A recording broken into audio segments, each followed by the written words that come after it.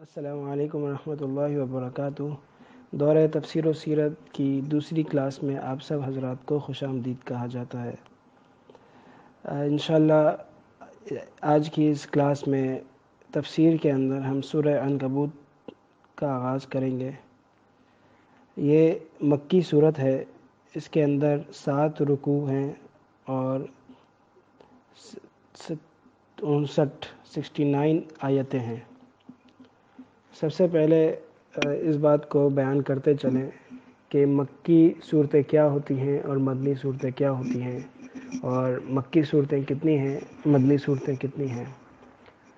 مکی صورتیں وہ ہیں جو ہجرت سے پہلے، مدینہ منورہ کی طرف ہجرت سے پہلے جو صورتیں نازل ہوئیں وہ مکی کہلاتی ہیں، اور مدینہ منورہ ہجرت کے بعد جو صورتیں نازل ہوئیں وہ مدنی کہلاتی ہیں۔ اگر ہجرت کے راستے میں بھی کوئی صورت نازل ہوئی تو وہ بھی مکی ہی شمار ہوتی ہے، البتہ ہجرت مکمل ہو جانے کے بعد جو صورتیں نازل ہوئیں وہ مدنی کہلاتی ہیں۔ مکی صورتوں کا ایک خاص عنوان ہوتا ہے، ان کی ایک خاص پہچان ہوتی ہے، اور ان کے کچھ خاص اہداف و مقاصد ہیں، کچھ مضامین ہیں جنہیں لے کر مکی صورت چل رہی ہوتی ہے، اور اس کی وجوہات بھی انشاءاللہ بیان کرتے چلیں گے۔ وہ جو بنیادی طور پہ 3 چیزیں ہیں جن کے گرد مکی صورتیں گھوم رہی ہوتی ہیں، وہ ہیں توحید، بعث اور رسالت۔ ان 3 چیزوں کو ثابت کرنے میں مکی صورتوں کا زور ہوتا ہے۔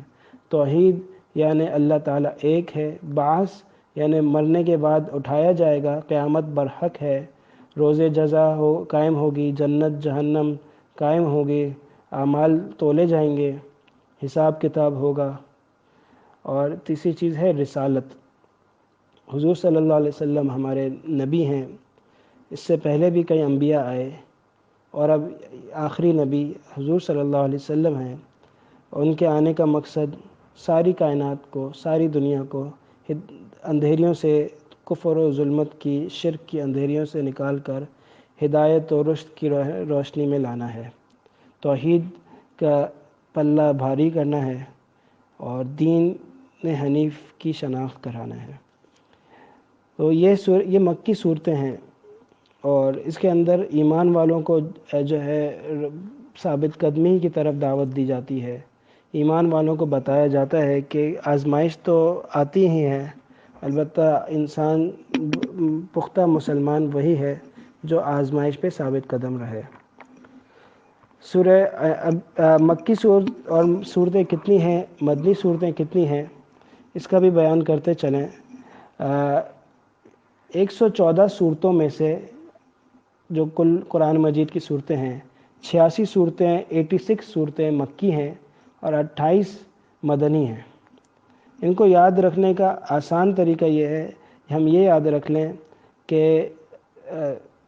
قرآن مجید کے نام ہے سورہ بقرہ کی کل آیات ہیں 286۔ اگر یہ 286 میں سے آپ اول نمبر یعنی 2 ہٹا دیں تو 86 بچ جاتا ہے، 86۔ یہ آپ کی مکی صورتوں کی تعداد ہو گئی، اور اگر آپ 6 کو ہٹا دیں جو آخری ڈیجٹ ہے، آخری نمبر ہے، تو آپ کے پاس 28 بچ جاتا ہے، یہ آپ کی مدنی صورتوں کی تعداد ہو گئی۔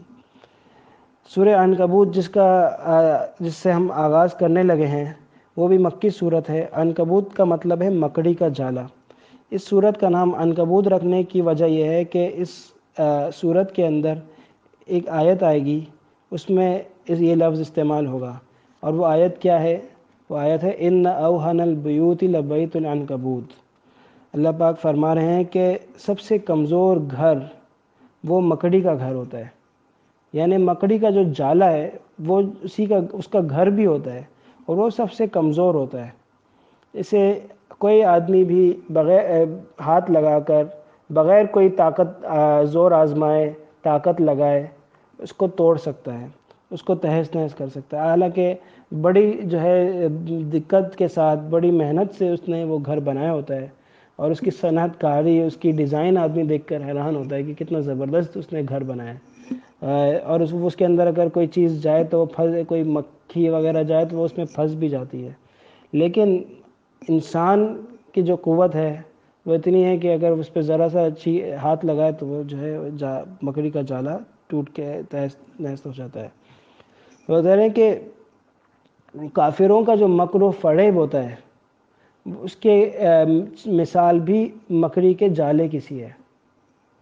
کافر کا مکر و فریب، باطل کی جو یہ الغار، اس کی کوئی حیثیت نہیں ہے، اور ایمان والا، ایمان کی طاقت اتنی بڑی ہے، اتنی اس کی توانائی ہے کہ باطل اس کے سامنے اپنا کل زور لگا دے لیکن اس کی کوئی حیثیت نہیں ہے۔ یہ ہمیں ہر دور میں یاد رکھنا چاہیے کہ ایمان والے جب یکجہتی کے ساتھ مل کر کسی بھی باطل کا مقابلہ کرتے ہیں، اللہ پاک اس باطل کو تہس نہس کر کے رکھ دیتا ہے، دفع کر دیتا ہے، تباہ کر کے رکھ دیتا ہے۔ اور اگر کہیں ایمان والے کو نقصان اٹھانا پڑتا ہے تو اس کی وجہ آپس کی لڑائی، آپس کا جھگڑا، آپس کے جو ہے تنازعات ہوتے ہیں۔ پوری تاریخ اٹھا کر ہم یہ دیکھ سکتے ہیں کہ جب بھی مسلمانوں کو نقصان پہنچایا ہے وہ مسلمانوں نے خود ہی پہنچایا ہے، کافروں نے آ کے مسلمانوں کو نقصان نہیں پہنچایا ہے۔ اتنی طاقت باطل کی نہیں ہے، اور اللہ پاک نے ابھی ایمان والوں کو سربلندی عطا کر دی ہے، اور جو سربلندی عطا کی ہے اور یہ جو قوت عطا کر دی ہے، جیسے ہم نے آپس میں دور ہو کر ختم کر دیا ہے، وہ توانائی جو ملی، وہ قوت ملی، اور وہ کیسے ملی؟ وہ ان قربانیوں کے ذریعے سے ملی جن کا ذکر مکی صورتوں کے ضمن میں آپ کے سامنے ہوتا رہے گا۔ کچھ بنیادی مضامین ہیں کچھ بنیادی مضامین ہیں جن کو لے کر یہ سورہ عنکبوت چل رہی ہوگی۔ سورہ عنکبوت یہ حبشہ کی ہجرت کے موقع پہ نازل ہوئی ہے۔ جو مضامین اس کے ہیں وہ کیا ہیں؟ سچے پکے ایمان والوں کو تسلی دینا اور ہمت و استقامت پیدا کرنے کے لیے ایک زوردار خطبہ آپ دیکھ سکتے ہیں کہ اس سورت کے اندر ارشاد فرمایا گیا ہے۔ کمزور ایمان والوں کو غیرت دلوائی کہ آزمائشوں اور مجاہدوں سے نکل کر ہی کامیابی حاصل ہوتی ہے۔ اس کے لیے پچھلے انبیاء علیہم السلام کے قصوں کو ذکر فرمایا ہے، جس کے ذریعے مسلمانوں کو تسلی دی ہے کہ تم سے پہلے بھی انبیاء آئے، انہیں بھی پریشانی ہے، مسلمانوں کو بھی ہے، اور حضور علیہ السلام کو بھی تسلی ہے۔ بعض مشرکین کے اعتراضات کے جوابات دیے گئے ہیں، پھر مسلمانوں کو ہدایت دی کہ اپنا ایمان بچانے کے لیے اپنا گھر و بار وغیرہ چھوڑ کر ہجرت کر کے دوسری جگہ چلے جاؤ۔ یہ آخری درجہ ہوتا ہے باطل سے لڑنے کا، کہ جب آدمی کو دیکھتا ہے کہ مقابلہ کی طاقت نہیں ہے، آدمی اسباب بھی دیکھتا ہے پھر فیصلہ کرتا ہے، تو آدمی کے لیے بہتر یہ ہے کہ اللہ کی زمین کشادہ کر دی گئی ہے، نکل جاؤ، اس جگہ چلے جاؤ جہاں پر ایمان کے مطابق اپنی زندگی گزار سکتے ہو۔ آخر میں توحید کو بیان فرمایا ہے اور شرک کی نفی کی ہے۔ یہ بنیادی طور پہ 5 مضامین ہیں۔ اب میں کچھ تلاوت کروں گا اس سورت کی، اس کے بعد تفسیر کا آغاز کریں گے۔ اعوذ باللہ من الشیطان الرجیم، بسم اللہ الرحمن الرحیم۔ الف لام میم احسب الناس ان يتركوا ان يقولوا آمنا وهم لا يفتنون وَلَقَدْ فَتَنَّا الَّذِينَ مِن قَبْلِهِمْ فَلَيَعْلَمَنَّ اللَّهُ الَّذِينَ صَدَقُوا وَلَيَعْلَمَنَّ الْكَاذِبِينَ أَمْ حَسِبَ الَّذِينَ يَعْمَلُونَ السَّيِّئَاتِ أَن يَسْبِقُونَا سَاءَ مَا يَحْكُمُونَ مَنْ كَانَ يَرْجُو لِقَاءَ اللَّهِ فَإِنَّ أَجَلَ اللَّهِ لَآتٍ وَهُوَ السَّمِيعُ الْعَلِيمُ وَمَنْ جَاهَدَ فَإِنَّمَا يُجَاهِدُ لِنَفْسِهِ إِنَّ اللَّهَ لَغَنِيٌّ عَنِ الْعَالَمِينَ وَالَّذِينَ آمَنُوا وَعَمِلُوا الصَّالِحَاتِ لَنُكَفِّرَنَّ عَنْهُمْ سَيِّئَاتِهِمْ وَلَنَجْزِيَنَّهُمْ أَحْسَنَ الَّذِي كَانُوا يَعْمَلُونَ وَوَصَّيْنَا الْإِنسَانَ بِوَالِدَيْهِ حُسْنًا وَإِن جَاهَدَاكَ لِتُشْرِكَ بِي مَا لَيْسَ لَكَ بِهِ عِلْمٌ فَلَا تُطِعْهُمَا إِلَيَّ مَرْجِعُكُمْ فَأُنَبِّئُكُم بِمَا كُنتُمْ تَعْمَلُونَ وَالَّذِينَ آمَنُوا وَعَمِلُوا الصَّالِحَاتِ لَنُدْخِلَنَّهُمْ فِي الصَّالِحِينَ صدق اللہ العظیم۔ الف لام میم احسب الناس ان یترکوا ان یقولوا آمنا وهم لا یفتنون۔ سب سے پہلے الف لام میم یہ حروف مقطعات میں سے ہے۔ قرآن مجید میں آپ کو کئی جگہوں پر یہ حروف اس طرح ملیں گے جنہیں حروف کی طرح پڑھا جاتا ہے اور انہیں جوڑ کر نہیں پڑھا جاتا، یہ حروف مقطعات کہلاتے ہیں۔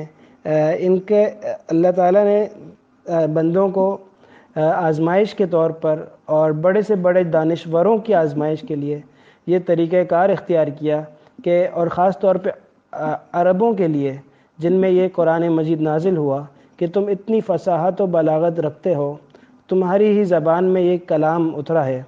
اول تو وہ اس کلام کے معنی کو تو سمجھ رہے تھے، لیکن جس معنی کو سمجھ رہے تھے اس کی بھی نظیر اور مثل لانے سے قاصر تھے، عاجز تھے۔ ایسا قرآن مجید لانا ان کے بس کی بات نہیں تھی جس میں اتنی فصاحت ہو، اتنی بلاغت ہو، اتنی گہرائی ہو، اتنا جو ہے حسن ہو۔ وہ اس طرح تحریر تو کوئی بھی لکھ سکتا ہے، شعر کوئی کہہ سکتا ہے، مضمون کوئی بھی لکھ سکتا ہے، لیکن ایسا اعلیٰ انداز، آیتوں کا آپس کا جوڑ، آپس کی ترتیب، آپس کا نظم اور گہرے گہرے معانی پیدا کرنا بڑے بڑے فصحاء بلغاء کا کام نہیں ہے، بلکہ قرآن مجید نے یہ چیلنج کر دیا کہ سارے کے سارے انسان جنات مل کر بھی اگر چاہیں تو اس قرآن مجید کا مثل نہیں لا سکتے۔ نہ قرآن مجید کی کوئی صورت لا سکتے ہیں، نہ قرآن مجید کی 10 آیتیں لا سکتے ہیں، نہ ایک صورت لا سکتے ہیں، نہ ایک آیت لا سکتے ہیں، نہ ایک کیوں؟ اس کی وجہ یہ ہے کہ قرآن مجید ہے ایسا بے مثل، ہے ایسا۔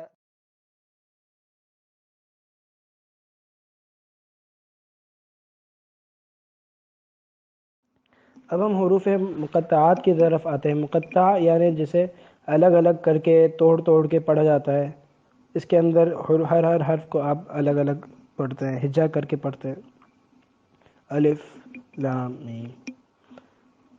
اب اللہ پاک کی یہ منشا ہوئی کہ قرآن مجید میں کچھ چیزیں ایسی بھی ہوں جن کا معنی بھی معلوم نہ ہو سکے، مراد تو معلوم ہو ہی نہ سکے لیکن معنی بھی معلوم نہ ہو سکے، اور ان میں سے حروف مقطعات بھی ہیں۔ ان کے بارے میں جب بھی یہ آئیں تو ہمیں یہ کہہ دینا چاہیے کہ اللہ اعلم بمرادہ، ان کی جو مراد ہے، ان کا جو مفہوم ہے وہ اللہ ہی بہتر جانتا ہے۔ یہی گویا کہ ان کا ظاہری مفہوم ہے کہ اللہ ہی ان کے مفہوم کو بہتر جانتا ہے۔ ہم نے بس ان کو پڑھنا ہے، ان کا احترام، ان کو قرآن مجید کا یہ حصہ ہے، اس بنا پر ان کا یہ احترام ہوگا البتہ۔ اور ساتھ میں یہ ہمارے لیے ایک آزمائش ہے کہ ہمیں اس کے معنی کی گہرائی میں جانے کی کوشش کرنے کی ضرورت نہیں ہے، فکر کرنے کی ضرورت نہیں ہے۔ ہاں، اللہ پاک خود اگر کسی کو اس کے علوم سے آگاہ کر دیں تو اور بات ہے، اور یہ چاہے الہام کے ذریعے سے ہو لیکن وہ جتنی بھی علوم اس کے ذریعے اس کے متعلق حاصل ہو بھی جائیں وہ قطعی اور یقینی نہیں ہوں گے، بس ایک آدمی کے فہم اور رسائی اس حد تک جا سکے گی۔ کہتے ہیں کہ حضرت مجدد الف ثانی رحمۃ اللہ علیہ فرماتے ہیں کہ اللہ پاک نے مجھ پر حروف مقطعات میں سے صرف ایک الف کی حقیقت کھولی تو میرے اوپر سمندروں کے سمندر بہہ گئے۔ اسی طرح بعض علماء کرام نے ان کے کچھ معنی بیان بھی کر دیے ہیں۔ بعض نے ان کے بارے میں کہا ہے کہ یہ حضور صلی اللہ علیہ وسلم کے ناموں میں سے نام ہیں، بعضوں نے جو ہے کچھ اور باتیں کہی ہیں، لیکن ان میں سے کوئی بات بھی قطعی اور یقینی نہیں ہے۔ اب ہم آگے بڑھتے ہیں۔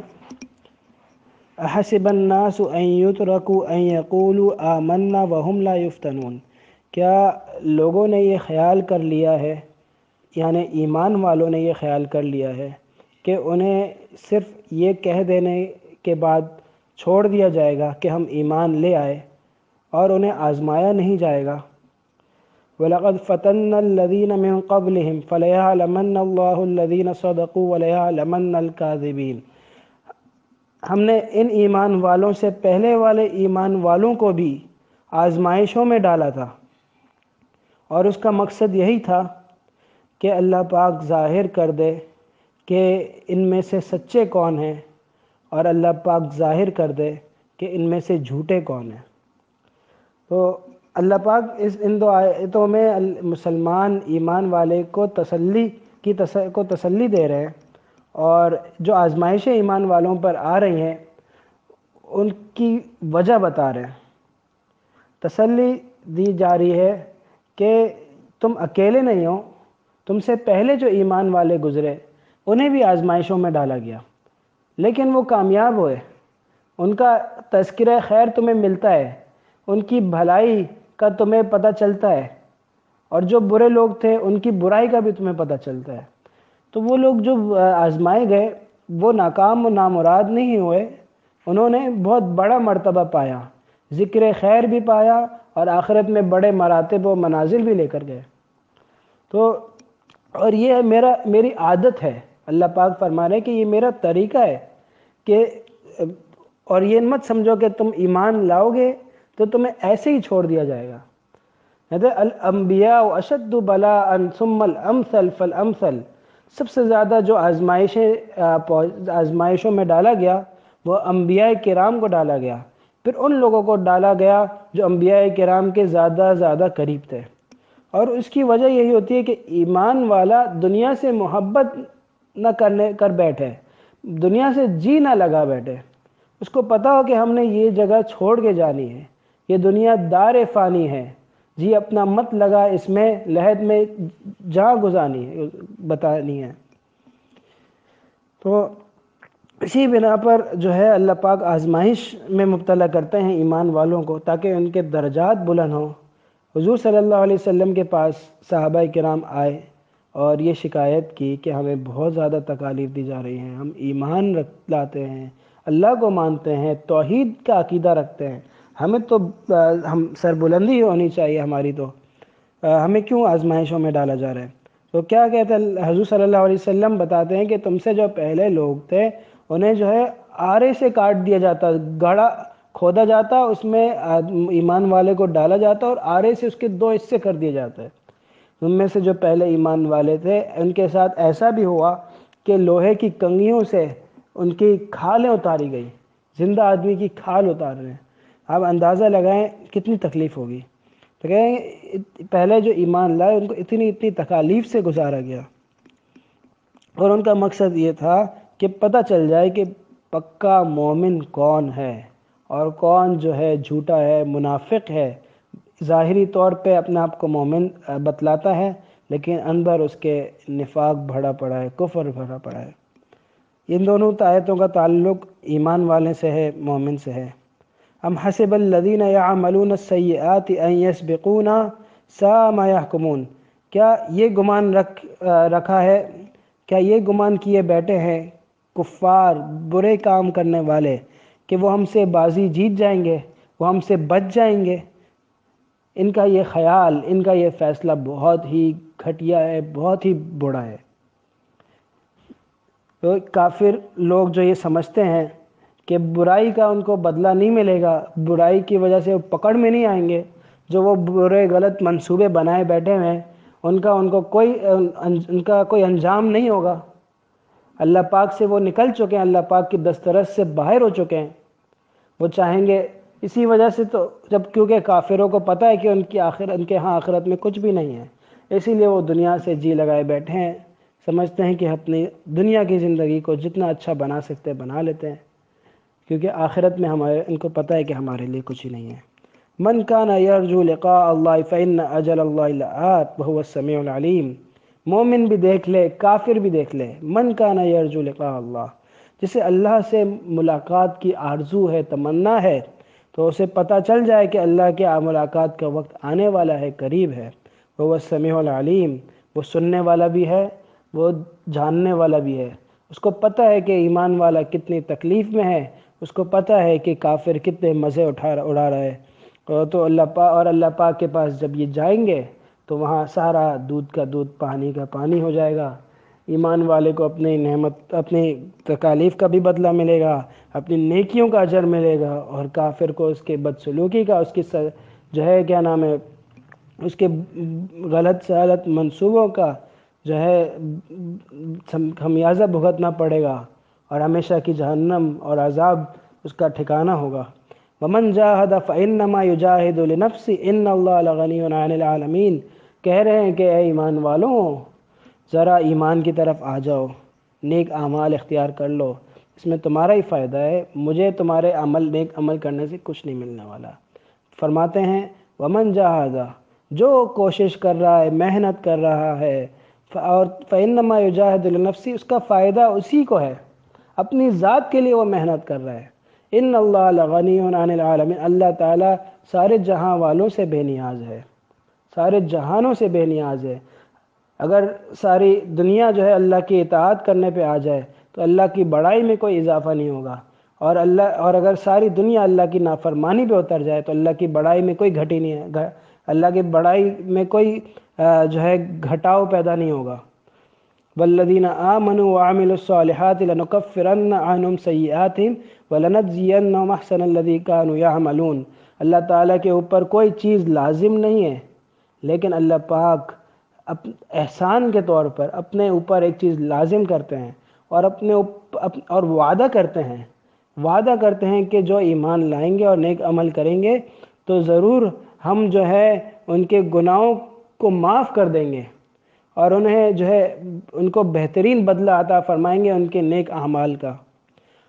وَوَصَّيْنَا الْإِنسَانَ بِوَالِدَيْهِ حُسْنًا، ہم انسان کو، بنی آدم کو اس بات کی نصیحت نہیں، وصیت کرتے ہیں، یعنی تاکید کرتے ہیں، تاکید کے ساتھ اس کو اس بات کا حکم کرتے ہیں کہ اپنے والدین کے ساتھ حسن سلوک اپنائے، اور کیونکہ والدین جو ہیں اس کی ولادت کا اور اس کے جو ہے دنیا میں آنے کا سبب ہیں۔ سب سے زیادہ بڑے خیر خواہ والدین ہیں، جب سب ساتھ چھوڑ کے چلے جاتے ہیں تو والدین ہی ساتھ دیتے ہیں۔ سب سے زیادہ چاہنے والے، محبت کرنے والے بچے کے، انسان کے دنیا کے اندر ان کے والدین ہوتے ہیں۔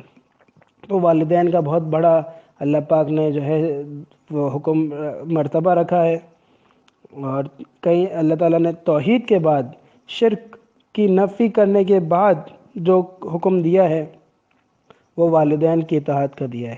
ایمان والوں کو تسلی دی ہے، اس کے بعد حکم دیا ہے والدین کی اطاعت کا۔ تو یہ والدین کی اطاعت کا ایک بہت بڑا مرتبہ ہے، ہمیں اس کی پاس رکھنی چاہیے، اس کا خیال رکھنا چاہیے۔ وَإِن جَاهَدَاكَ لِتُشْرِكَ بِي مَا لَيْسَ لَكَ بِهِ عِلْمٌ فَلَا تُطِعْهُمَا، اگر یہ تم سے لڑیں، اور کس بات پر لڑیں؟ لِتُشْرِكَ بِي مَا لَيْسَ لَكَ بِهِ عِلْمٌ، تاکہ تم میرے ساتھ اس کو شریک ٹھہراؤ جس کا تمہیں علم ہی نہیں ہے، اندازہ ہی نہیں ہے۔ فَلَا تُطِعْهُمَا، تو ان کی اطاعت مت کرو، یعنی اگر ایسی چیز کو شریک ٹھہراتے ہیں جو کہ جس کا علم، اس کا کیا مطلب ہے؟ علم نہیں ہے، یعنی اگر تمہیں علم ہو تب تو کہ وہ کیا چیز ہے، تب تو اور بدرجہ اولا جو ہے تم اس کو میرے ساتھ شریک نہ ٹھہراؤ، لیکن اگر علم نہ ہو تو پھر تو بالکل ہی نہ ٹھہراؤ۔ اور ایک مطلب یہ بھی بیان کیا جاتا ہے کہ مَا لَيْسَ لَكَ بِهِ عِلْمٌ، یعنی جس کو وہ لوگ اس قابل سمجھ بیٹھے ہیں کہ انہیں میرا شریک ٹھہرایا جائے، وہ در حقیقت اس قابل نہیں ہے۔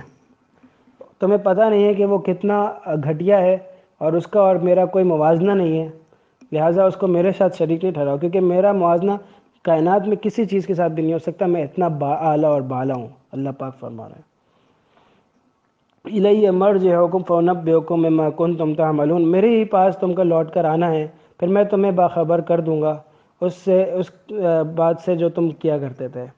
والدین اگر پیچھے پڑے رہتے تھے اور گناہوں میں لگے تھے تو میں ان کو بھی ان کے حساب سے دیکھ لوں گا، تمہیں بھی تمہارے حساب سے دیکھ لوں گا، لیکن تم نے اپنے والدین کے ساتھ حسن سلوک کا برتاؤ رکھنا ہے۔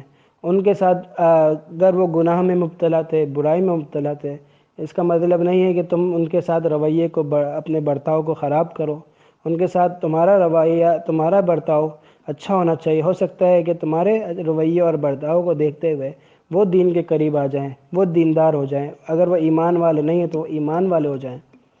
ہاں، ان کی بات بھی ساری مانو، ہر بات ان کی مانو، لیکن اگر وہ گناہ کا کہیں تو گناہ نہیں کرو، اور اگر وہ شرک کا کہیں تو شرک تو بالکل نہیں کرنا۔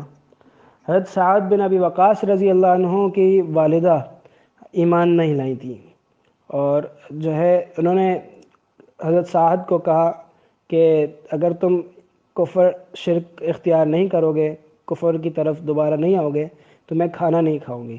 اور کھانا نہ کھانے کی وجہ سے وہ نڈھال ہو گئی، کمزور ہو گئی، بستر پر آ گئی۔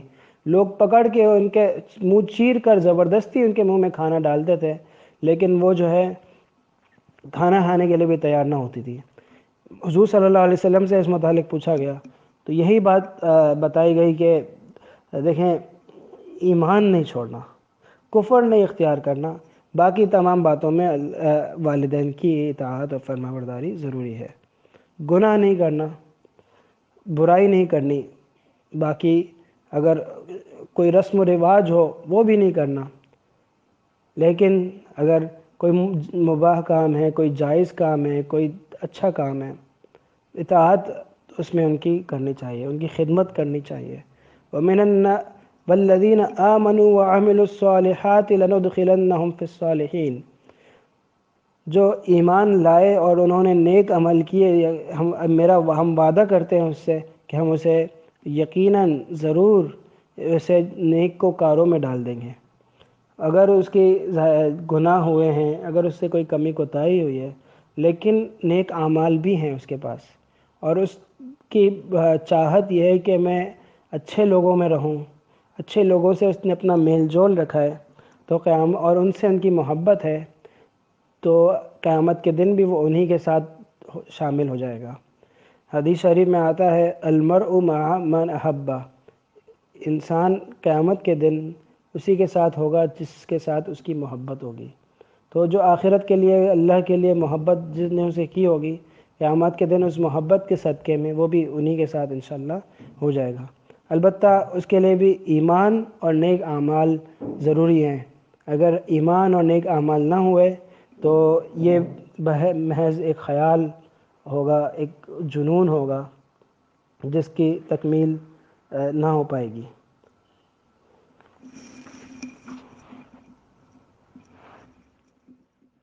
کہتے ہیں سیرت مبارکہ کے درس کی طرف۔ سیرت کہتے ہیں حضور اقدس صلی اللہ علیہ وسلم کی زندگی کے بیان کو۔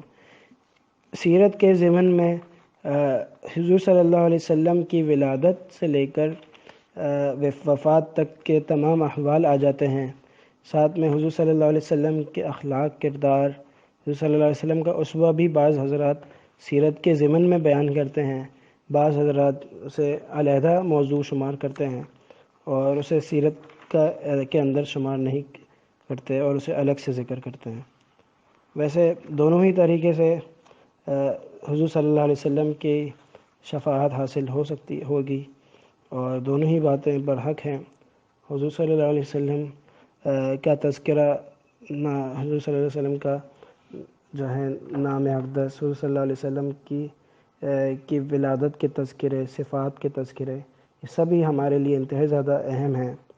ان میں سے بعض چیزیں ایسی ہوتی ہیں جن کے جو سبق آموز، سیرت کی ساری باتیں ہی سبق آموز ہیں اور ہمارے ایمان کو جو ہے تازہ کرنے والی ہیں۔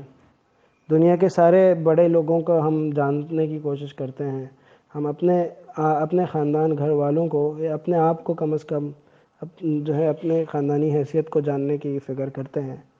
تو جس ذات کے طفیل ہمیں دین اسلام ملا، جس ہستی کی برکت سے ہمیں قرآن ملا، زندگی گزارنے کا سلیقہ ملا، اس ہستی کو پہچاننا، جاننا انتہائی زیادہ ضروری ہے، ہمارے ایمان کا حصہ ہے۔ اور جب تک ہم حضور صلی اللہ علیہ وسلم کو نہیں پہچانیں گے، حضور صلی اللہ علیہ وسلم سے ہماری محبت کا ہم ثبوت نہیں کریں گے، تب تک ہم کامل ایمان والے نہیں ہو سکتے۔ اور جب تک ہم کامل ایمان والے نہیں ہو سکتے، ہمارا دین، ہماری دنیا کبھی بھی سنور نہیں سکتی۔ تو انشاءاللہ سید الکونین، خاتم النبیین، سید الانبیاء صلی اللہ علیہ وسلم کا ذکر مبارک ہوگا۔ اللہم صلی علی سیدنا محمد وعلی آل سیدنا محمد۔ یا صاحب الجمال و یا سید البشر، من وجهك المنیر لقد نور القمر، لا يمكن الثناء كما كان حقه، بعد از خدا توہی قصہ مختصر۔ یا رب صلی وسلم دائما ابدا علی حبیبک خیر الخلق کلہم۔ آپ صلی اللہ علیہ وسلم کا نام مبارک محمد ہے، اور یہ نام آپ صلی اللہ علیہ وسلم کے دادا عبد المطلب نے تجویز کیا تھا، اور آپ کی والدہ نے جو آپ صلی اللہ علیہ وسلم کا نام تجویز کیا وہ احمد تھا۔ آپ صلی اللہ علیہ وسلم کی والدہ کا نام بی بی آمنہ ہے۔ تو یہ کہتے ہیں کہ دنیا میں حضور صلی اللہ علیہ وسلم کا نام محمد ہے، اور جو ہے آسمانوں میں حضور صلی اللہ علیہ وسلم کا نام احمد ہے۔ ویسے اگر القابات اور حضور صلی اللہ علیہ وسلم کے اسماء شمار کرنے لگیں تو بے شمار ہیں، تعداد سے بھی بڑھ کر ہیں۔ علامہ قسطلانی رحمۃ اللہ علیہ نے مواہب میں 400 سے زائد نام بتلائے ہیں، اور بعض علماء کرام نے لکھا ہے کہ صوفیاء کرام کے نزدیک، صوفیاء کرام سے جو 1000 تک آپ صلی اللہ علیہ وسلم کے نام منقول ہیں۔ اور میں نے عرض کیا تھا کہ قرآن مجید میں صرف 25 انبیاء کرام کا تذکرہ موجود ہے حضور صلی اللہ علیہ وسلم کے علاوہ۔ حضور صلی اللہ علیہ وسلم کو شمار کر لیں تو 26 انبیاء کرام ہو جاتے ہیں۔ ان انبیاء کرام کا تعلق صرف 4 جگہوں سے ہے: حجاز اور عراق، شام، مصر۔ دیگر جگہوں کا تذکرہ اگرچہ نہیں ہے، لیکن دیگر جگہوں پر بھی انبیاء کرام آئے، اور صرف انہی کا تذکرہ اسی وجہ سے کیا گیا کیونکہ قرآن مجید کوئی قصے کہانی کی کتاب نہیں ہے، اور جو ہے جن کی قربانیاں زیادہ تھیں، جن کے تذکرے میں سبق ہمارے لیے زیادہ تھا، ان کا تذکرہ کر دیا تاکہ ان کے ذریعے سے ہم پوری کائنات کی اصلاح کر سکیں، پوری اصلاح کی جا سکے۔ تو یہ بھی بتا دیں کہ اس میں اگرچہ تذکرہ نہیں ہے، لیکن ویسے ساری دنیا میں انبیاء کرام آئے ہیں۔ اسی وجہ سے جو ہے ہندوؤں کی کتابوں میں اور پارسیوں کی کتابوں میں بھی حضور صلی اللہ علیہ وسلم کے تشریف آوری کا تذکرہ موجود ہے۔ جتنے بھی انبیاء آئے، سب نے حضور صلی اللہ علیہ وسلم کی تشریف آوری کا بتایا کہ ایک آئیں گے، احمد ہوں گے، سارے جہاں کے لیے رحمت ہوں گے، سارے جہاں کے لیے خیر خواہی کا سبق لے کر آئیں گے، اور وہ ہمارے آقا و مولا جناب رسول اکرم صلی اللہ علیہ وسلم ہیں۔ محمد بن عبداللہ بن عبد المطلب بن ہاشم بن عبد مناف بن قصی بن کلاب بن مرہ بن کعب بن لوئی بن غالب بن فہر بن مالک بن نضر بن کنانہ بن خزیمہ بن مدرکہ بن الیاس بن مضر بن نزار بن معد بن عدنان۔ یہاں تک حضور صلی اللہ علیہ وسلم کا جو نسب نامہ ہے، جو خاندانی نسب ہے، وہ متفق علیہ ہے۔ اس کے بعد حضرت آدم علیہ السلام تک جو نسب چلتا ہے اس کا کوئی خاص ثبوت نہیں ہے۔ آپ صلی اللہ علیہ وسلم کی ولادت ابھی 2020 چل رہا ہے، 570 جب یہ تھا، 570، 1000 تک نہیں پہنچا تھا، نہ 1000 نہ 2000، 570 عیسوی میں حضور صلی اللہ علیہ وسلم کی ولادت ہوئی، اور اسے پہلی نبوی بھی شمار کرتے ہیں۔ ہجرت سے 13 سال پہلے حضور صلی اللہ علیہ وسلم کی ولادت باسعادت ہوئی۔ ربیع الاول کا مہینہ تھا، پیر کا دن تھا، اور جو ہے تاریخ کیا تھی، اس میں 2 قول مشہور ہیں۔ 8 ربیع الاول کا ایک قول مشہور ہے، اور ایک 12 ربیع الاول کا قول مشہور ہے۔ اور بھی بہت سے اقوال ہیں، لیکن زیادہ مشہور یہی دو قول ہیں۔ آپ صلی اللہ علیہ وسلم اپنے ماں کے پیٹ میں ہی تھے کہ آپ کے والد محترم جو ہیں 25 سال اور چند ماہ کی عمر میں اس دنیا سے رخصت ہو گئے۔ نبی اکرم صلی اللہ علیہ وسلم کی ولادت کے وقت بے تحاشا متعدد قسم کے معجزات پیش آئے۔ آپ صلی اللہ علیہ وسلم کی ولادت سے ہوتے ہی ایک روشنی نکلی جو کہ سیدھا آسمان تک چلی گئی، اور آسمان سے لے کر زمین تک ایک روشنی کی کرن نظر آ رہی تھی جسے ہر دیکھنے والا دیکھ سکتا تھا۔ آپ صلی اللہ علیہ وسلم کی والدہ کو ولادت کی وجہ سے ذرہ برابر بھی تکلیف نہ ہوئی، اور حضور صلی اللہ علیہ وسلم کی کہ پاکیزہ بدن جو ہے اس سے کستوری کی طرح خوشبو آتی تھی۔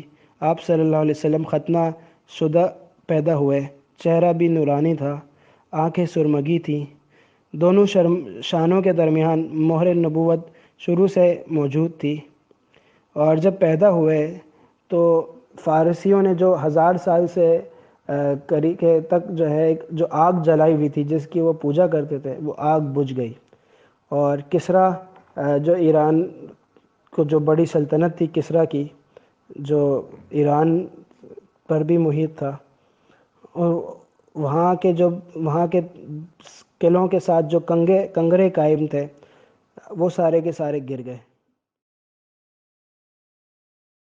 باسعادت کی برکت سے ایسا نور ظاہر ہوا کہ شام کے محلات نظر آنے لگے، اور حرم شریف کی پست زمین اور ٹیلے روشن ہو گئے۔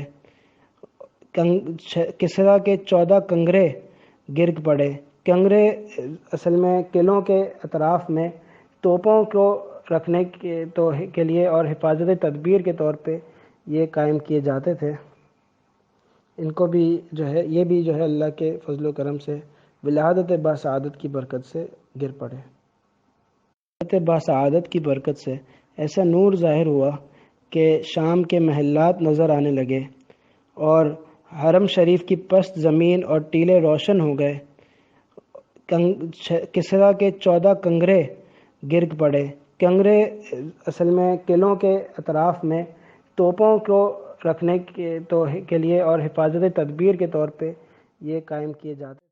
یہ تھی ہمارے جناب نبی کریم صلی اللہ علیہ وسلم کی ولادت کی برکات۔